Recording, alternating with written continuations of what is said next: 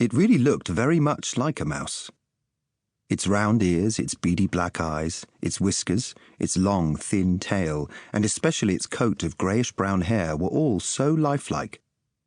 You would have thought it was a real live mouse until you saw the round hole in its left side. That was the keyhole, and when you wound the mouse up with a little brass key, it scuttled across the room. Jimmy had been given it for his 7th birthday, and at first he'd had a lot of fun with his clockwork mouse. He'd frightened the life out of his big sister without even winding it up. He'd just put it quietly on her pillow so that when she woke, she was staring straight at it. He'd let it run across the carpet just as his mother came into the sitting room, and she'd taken a huge jump right into an armchair. And as for a bossy lady who came to tea and wouldn't stop talking, when the mouse ran straight at her feet, she stopped quick enough and started screaming instead, besides spilling hot tea in her lap, which made her hop about like a jumping jack. Even the cat was fooled at first, and was about to pounce upon the clockwork mouse, so lifelike was it. But as time passed, everyone became used to Jimmy's toy, and he became bored with it, and, anyway, he lost the key. So for many years now, the clockwork mouse had lain at the bottom of the toy cupboard, gathering dust, until one day Jimmy's mother decided to have a clear-out and get rid of all the children's old toys. She was packing them into a big cardboard box to take to Oxfam, dolls and model cars and jigsaws and board games and bits of Lego, when she came across the clockwork mouse. For a split second she thought it was a real one as it stared at her with its beady black eyes, and she went cold with sudden fright.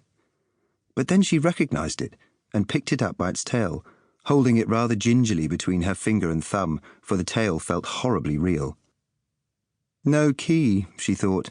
Jimmy must have lost it, so the thing's no use to anyone, and she dropped it into the waste paper basket. In due course the basket was emptied into the dustbin, and later the binman came and tipped the contents of the dustbin into the refuse lorry. Possibly because it was small, the clockwork mouse escaped being squashed by the crusher inside the lorry, and so ended up all in one piece on the rubbish dump. It rained that afternoon and washed all the dust and dirt off the toy, so that by nightfall it looked as good as new. Once again it looked lifelike. So much so that later that night a scavenging fox, searching the dump for food scraps, picked it up in its jaws and carried it off. At the edge of the field in which the rubbish was being dumped was a wood. In amongst the trees went the fox, mouse in mouth, and then dropped it on the ground. It was a young fox, not much more than a cub, but old enough to realize that this thing that looked like a mouse did not smell or feel like one, so it played with it for a while, tossing it up in the air, and then left it and padded off. Hours later, a little wood mouse scuttling along through the leaf litter came suddenly face to face with the toy. Coyly she touched noses with this handsome stranger, but then her mate appeared and rushed angrily at the clockwork mouse, bowling it over and biting furiously at it. At that moment the quavering, eerie call of a tawny owl rang out, and the wood mice vanished. Seconds later the owl came swooping low on silent wings, and seeing a motionless mouse, snatched it up and flew off with it. The 3 hungry owlets waiting in their nest in a hollow tree opened their beaks wide as they saw their mother approach, carrying food.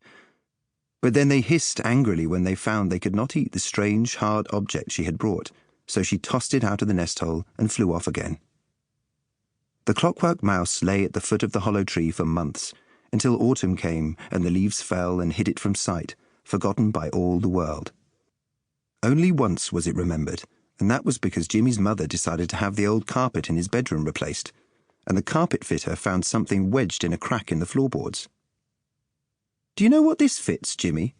his mother said to him later, handing him a little brass key. Jimmy looked at it and shook his head. But then he said, "Wait a minute, though. I remember now. It's the key to my clockwork mouse.